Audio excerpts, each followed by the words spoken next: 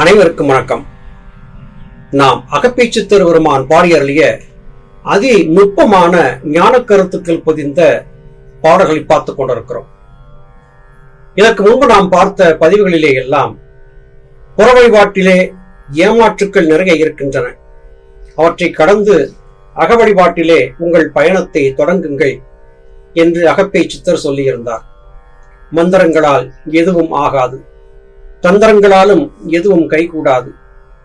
உண்மையான சிவகாருண்ய ஒழுக்கம் ஞானத்தை தேடி பயணித்தல், தனக்குள்ளே இருக்கும் ஈசனை தவறாது தொழுது வழிபடுதல், ஆத்ம விசாரணை செய்தல், சத் விசாரத்தின் மூலமாக ஞானத்தை பெற முயற்சித்தல் ஆகியவைதான் மேன்மையை கொடுக்குமே அல்லாது மற்றவையெல்லாம் பொய்யான வழிபாடுகளாகும். அது பிசாசு வழிபாட்டிற்கு ஒப்பானதாகும். ஈசனை வழிபடுவதாக சொல்லி நீங்கள் செய்யக்கூடியவையும் கூட மாயைகள் தான் என்று அகப்பேச்சித்தர் சொல்லியிருந்த கருத்துக்களை கடந்த பதிவிலே பார்த்தோம். தான் சொன்ன கருத்துக்களை எவரும் தவறாக புரிந்து கொண்டுவிடக் கூடாது என்பதற்காக அகப்பேச்சித்தர் தொடர்ந்து தன்னுடைய கருத்துக்களை வலியுறுத்தி சொல்லி அதற்கான ஆதாரங்களையும் காட்டி வருகிறார். வார்த்தை அல்லபடி அகப்பே வாசா மகோச்சரத்தே, ஏற்றதல்லபடி அகப்பே என்னுடன் வந்ததல்ல. இங்கே நான் சொல்லிக் கொண்டிருக்கக்கூடிய வார்த்தைகள் எல்லாம் வெறும் வாய் வார்த்தைகள் அல்ல. எனக்கு முன்பு வாழ்ந்திருந்த எண்ணற்ற ஞானிகள் மகான்கள் தங்களது அனுபவத்தை வடித்துக் கொடுத்த திரட்டுக்கள் தான். நான் சொல்லும் வார்த்தைகள் புரட்டுக்கள் அல்ல, அனைத்தும் ஞான திரட்டுக்கள் என்பதை புரிந்து கொள்ளுங்கள்.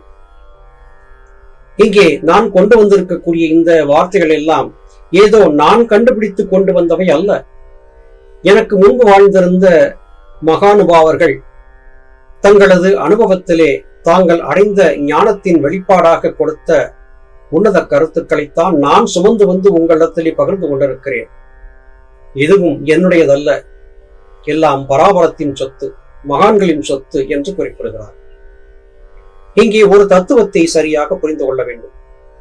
அகப்பேச்சித்தர் ஒன்றும் சாமானியர் அல்ல, நல்ல ஞானத்தை பெற்ற ஜீவன் முக்தர். அப்படி இருந்தும் அத்தனை பெரிய மகான் தான் சொல்லக்கூடிய கருத்துக்களை தன்னுடைய கருத்துக்கள் அல்ல, இது பராபரத்தின் கருத்து, தன் முன்னோர்களின் கருத்து என்று சொல்லுகிறார். எந்த காரணத்தை கொண்டும் தாங்கள் சொல்லக்கூடிய கருத்துக்களுக்கு தங்களை எஜமானர்களாக ஆக்கிக் கொள்ள எந்த சித்தர்களும் விரும்பியதில்லை. 4 வேதங்களை இந்த உலக மக்களுக்காக திரட்டி கொடுத்த வேதவியாசர் இவை தன்னுடையவை அல்ல என்றும், ஆகாய வெளியிலே பராபரத்திடமிருந்து கிரகித்து இதை கொடுத்தேன் என்றுதான் சொன்னார். எந்த மகான்களும் எந்த ஞானிகளும் எதற்கும் தான் அதிகாரி என்று சொல்லிக் கொண்டதில்லை.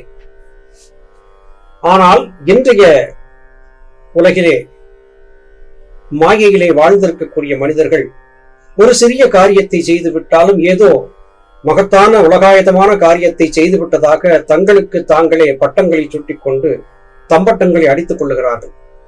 தங்களை தாங்களே சித்தர்கள் என்றும் அழைத்துக் கொள்ளுகிறார்கள்.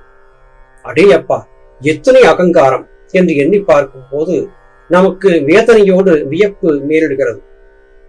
எப்படி இந்த மனிதர்களால் தங்கள் முன்னோர்களுடைய ஆய்வுகளை, அவர்கள் திரட்டி கொடுத்த நற்கருத்துக்களை தங்கள் கருத்துக்களாக வெளியிட முடிகிறது என்று எண்ணி பார்க்கும் போது நிச்சயம் நமக்கு வேதனை தான் மிஞ்சுகிறது. என்னுடைய தனிப்பட்ட அனுபவத்திலேயே பார்த்திருக்கிறேன்.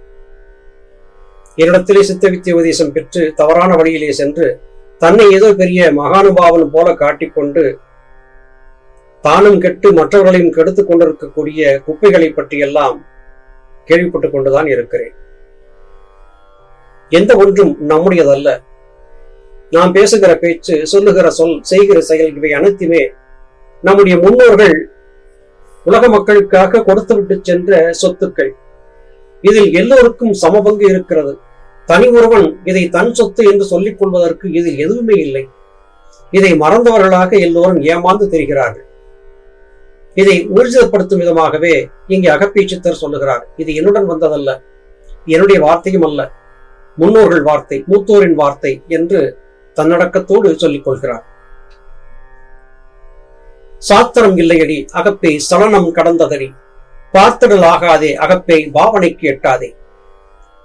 இங்கே நீங்கள் எண்ணற்ற சாத்திரங்களை உருவாக்கி அந்த சாத்திரங்களை இந்த கோத்திரங்கள் தான் கடைபிடிக்க வேண்டும் என்றெல்லாம் கூட சொல்லி வருகிறீர்கள். சாத்திரம் ஓதுவதற்கும் கோத்திரம் தேவை என்று சொல்லித் திரிகிறீர்கள். இதை கேட்கக்கூடிய சித்தர்களுக்கு ஆத்திரம்தான் மூழ்கிறது. இவையெல்லாம் பொய், இதை பார்க்காதே என்று சொல்லுகிறார். அந்த சாத்திரம் இந்த சாத்திரம், அதை அப்படி செய்ய வேண்டும், இதை இப்படி செய்ய வேண்டும், ஒவ்வொன்றுக்கும் ஏகப்பட்ட விதிமுறைகள். இப்படி செய், அப்படி செய், அதை அங்கே வை, இதை இங்கே வை, இதை நேராகவே, இதை கவிழ்த்துவை, இதை கிழக்கேவை, இதை மேற்கேவை. அப்பப்பா, எத்தனை விதமான சடங்குகள், சம்பிரதாயங்கள். இவற்றை எல்லாம் செய்வதால் என்ன ஏற்பட்டுவிடப் போகிறது? ஏற்படக்கூடியது எதுவுமே இல்லை. ஹோமங்களை செய்கிறார்கள். முக்கோண வடிவத்திலோ, சதுர வடிவத்திலோ, நட்சத்திர வடிவத்திலோ, வட்ட வடிவத்திலோ குண்டங்களை உண்டாக்கி அதிலே பட்டுப்போன மரக்குச்சிகளை போட்டு நெய்யை வார்த்து பற்பல வினோதமான தானியங்களை எல்லாம் அதிலே போட்டு தீயை மூட்டி புகைத்து ஏதேதோ மந்திரங்களை முணுமுணுக்கிறார்கள். இதை செய்தால் எல்லாம் நலமாகிவிடும் என்று சொல்லுகிறார்கள். எத்தனை காலம் இந்த பரதகண்டத்தில் இப்படிப்பட்ட யாகங்கள், ஹோமங்கள் நடந்து கொண்டேதான் இருந்தன. மன்னர்கள் காலத்திலும் கூட இவை நடந்தன. அப்படி இருந்தும் ஏன் உக்கிரமான போர்கள் நடந்தன? அவர்கள் செய்த யாகத்தால் ஏன் அமைதி ஏற்படவில்லை? ஏன் மக்கள் நிம்மதியாக இருக்கவில்லை? அன்றைய காலத்திலும் வறுமை, வறட்சியின் காரணமாக நாடு விட்டு நாடு மக்கள் புலம்பெயர்ந்தார்களே. ஒரு இடத்தை விட்டு மற்றொரு மக்கள் புலம்பெயர்ந்து சென்று கொண்டே இருந்தார்களே. இவையெல்லாம் ஏன் ஏற்பட்டன? எந்த ஒன்றுமே அடிப்படை ஆதாரம் இல்லாதவை. எனவே இவையெல்லாம் மாயை. இதை பார்க்காதே, உன்னை பார், உனக்குள்ளே இருக்கும் ஈஸ்வர தத்துவத்தை பார் என்று அகப்பை சித்தர் சொல்லுகிறார். சித்தர் மக்கள் நமக்கு சொல்லிக் கொடுப்பது உண்மையான ஆத்ம ஞான தத்துவம். இதை புரிந்து கொள்வதற்கு பொறுமை, நிதானம் என்பது அவசியமாகிறது. என்ன படித்தால் என் அகப்பே, ஏதுதான் செய்தால் என், சொன்ன விதங்கள் எல்லாம் அகப்பே சுட்டது கண்டாயே. என் பிள்ளைகளாகிய உங்களுக்காக நான் எத்தனையோ நற்கருத்துக்களை பாடல்களாக கொடுத்திருக்கிறேன். என்னை போல எண்ணற்ற மகான்கள், சித்த புருஷர்கள் உண்மையின் தத்துவத்தை உங்களுக்கு புரியப்படுத்துவதற்காக எண்ணற்ற கருத்துக்களை சொல்லி இருக்கிறார்கள். எல்லாவற்றையும் பார்த்தீர்கள், படித்தீர்கள், புரிந்து கொள்ள முயன்றீர்கள். மறுபடியும் அவற்றையெல்லாம் மூடி வைத்துவிட்டு உங்கள் போக்கிலே, மாயையிலே மறுபடியும் வாழத் தொடங்கிவிட்டீர்கள். நீங்கள் என்ன படித்து எதற்கு ஆயிற்று? எல்லாமே வீணாகி போனது. நாங்கள் பட்ட பாடெல்லாம் பயனற்று போய்விட்டதை அறிந்து வேதனை கொள்கிறோம் என்று அகப்பை சித்தர் குறிப்பிடுகிறார். இது உண்மை. ஒரு சமயம் மதுரையிலே நம்முடைய சித்த வித்தியார்த்தி சகோதரர் ஒருவர் சித்தவசரம மருந்துகளை விற்பனை செய்து கொண்டிருக்கும் இடத்திற்கு சில மருந்துகளை வாங்குவதற்காக சென்றிருந்தேன். அப்போது அங்கே ஒரு சகோதரி வந்தார். அவர் சித்த வித்தியார்த்திகள் முறைப்படி முத்திரை வைத்து ஆத்ம வணக்கம் என்று சகோதரருக்கு சொன்னார். நான் அமைதியாக பார்த்தபடி அமர்ந்திருந்தேன். எனக்கு சில மருந்துகளை அவர் எடுத்துக் கொடுத்துக் கொண்டிருந்தார். அந்த சகோதரி அவரை துரிதப்படுத்தினார், அவசரப்படுத்தினார். வேகமாக சீக்கிரம் கொடுங்கள், எனக்கு அவசரமாக போக வேண்டும் என்று சொன்னார். என்னம்மா அத்தனை அவசரம் என்று சகோதரர் கேட்டார். மதுரை மீனாட்சி கோயிலிலே விளக்கு பூஜை நடக்கிறது, அதிலே நான் கலந்து கொள்ள வேண்டும், நேரமாகிவிட்டது, கொடுங்கள் என்று சொன்னார். என்ன இப்படி சொல்லுகிறீர்கள்?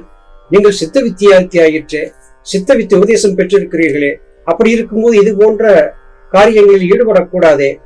எப்படி நீங்கள் அங்கே செல்வதற்காக மன விருப்பத்தை கொண்டிருக்கிறீர்கள் என்று சகோதரர் கேட்கிறார்.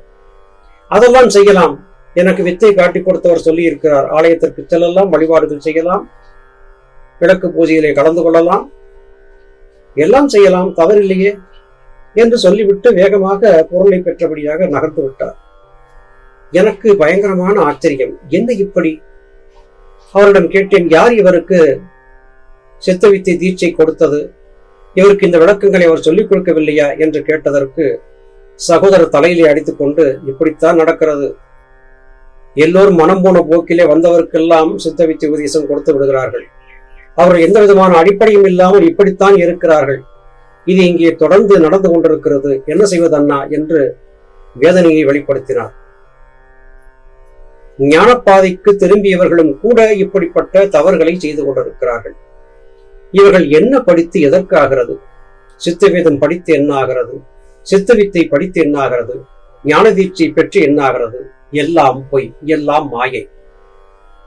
இப்படிப்பட்டவர்களை பார்க்கும்போது இப்படி எந்த விதமான அடிப்படை புரிதலும் இல்லாமல் மனம் போன போக்கிலே இன்னமும் இப்படியே வாழ்ந்து கொண்டிருப்பவர்களுக்கு இது போன்ற ஞான கருத்துக்களை சொல்லிக் கொடுக்கத்தான் வேண்டுமா? நிச்சயம் இப்படிப்பட்டவர்களுக்கு தீட்சை கொடுக்கத்தான் வேண்டுமா என்று எங்களைப் போல நேர்வழி நடப்பவர்கள் சிந்திக்க வேண்டிய நிலை வந்துவிட்டது என்பதுதான் உண்மை. இதையே அகப்பேச்சித்தருடைய பாடலும் நமக்கு பிரதிபலிக்கிறது. தன்னை அறிய வேணும், அகப்பே சாராமற் சார வேணும், பின்னை அறிவதெல்லாம் அகப்பே பேயறிவு ஆகுமடி. மனமே, மற்றவர்கள் சொல்லக்கூடிய இது போன்ற அவசியமில்லாத கருத்துக்களை நீ உள்வாங்கிக் கொண்டு தவறு செய்கிறாய். மனச்சஞ்சலம் என்பதை ஏற்படுத்திக் கொள்ளுகிறாய். இவற்றையெல்லாம் விட்டுவிடு. உன்னை நீ அறிய முயற்சி செய். தன்னை அறிவதே அறிவு. தன்னை அறியாமல் தானே கெடுவது பேயறிவு. உலகியல் சார்ந்து இதுவரையிலும் நீ கற்றிருந்த கல்விகள் எல்லாம் பேயறிவாகத்தான் இருக்கிறதே அல்லாது உண்மையான ஞானம் அல்ல. பித்தனை போல பிதற்றித் திரிகிறாய். தத்துவத்தை மறந்து தத்தளித்துக் கொண்டிருக்கிறாய். நித்தம் சித்தத்திலே மனத்தை செலுத்தி சிவபூசை செய்ய தவறிவிட்டாய். அகத்துள் இருக்கும் ஈசனை அகத்துள் ஏற்றி வழிபட்டு அகத்தீசனாக மாறக்கூடிய வாய்ப்பை நீ இழந்து கொண்டிருக்கிறாய். நாட்கள் கழிந்து கொண்டே இருக்கின்றன.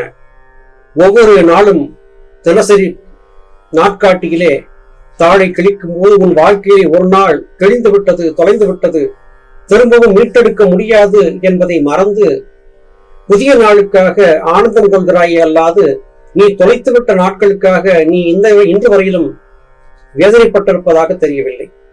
பிறந்த நாள் கொண்டாடுகிறோம். இத்தனையாவது பிறந்த நாள் என்று மகிழ்ச்சி கொண்டாடுகிறோம். இத்தனை ஆண்டுகளிலே நாம் எதை செய்தோம்? ஆத்ம போதம் வந்ததா? ஞானம் வந்ததா? கழிவரக்கம் வந்ததா? சிவகாரண்ய ஒழுக்கம் வந்ததா? எதை சாதித்து விட்டோம் என்று எண்ணி வேதனைப்படுவதற்கு மாறாக வாழ்க்கையிலே ஒரு வருடம் தொலைந்து விட்டது, ஆயுட்காலம் குறுகிக் கொண்டே வருகிறது, கூட்டுவன் வாயிலுக்கு செல்லும் வரிசையிலே நாம் ஓரடி முன்னே வைத்திருக்கிறோம் என்பதை பற்றி கிஞ்சித்தும் சிந்தித்து பாராமல் அற்ப உலகமாகியிலே சிக்கி அழிந்து கொண்டிருக்கிறோம். நாம் பெற்றிருக்கும் இந்த அறிவை நல்லறிவு என்பதா, பேயறிவு என்பதா? நிச்சயம் இல்லை. நீங்கள் தங்களை அறியாத வரையிலும் நீங்கள் அறிந்திருந்த அனைத்து அறிவுகளும் பேயறிவு என்றே கொள்ளப்படும். இந்த உலகில் சார்ந்து கற்ற கல்விகள் அனைத்துமே பேய்கல்விகள் தான், ஞானக்கல்வி அல்ல. எவர் ஒருவர் தன்னை அறிய படிக்கிறாரோ அவர் மாத்திரமே ஞானக்கல்வி கற்றவர். மற்றவரெல்லாம் கற்ற கல்வி பேய்கல்வி, பேயறிவுதான் என்று அகப்பை சித்தர் இங்கே முழங்குகிறார். உண்மையின் தத்துவத்தை உறக்கச் சொன்னாலும் சிலர் காதுகளிலே அது விழுவதில்லை. கூப்பாடு போட்டுக்கொண்டே நாமும் பயணித்தபடியாகவே இருக்கிறோம். மீண்டும் அடுத்த பதிவிலே உங்களை சந்திக்கிறேன். அதுவரையிலும் நன்றி, வணக்கம்.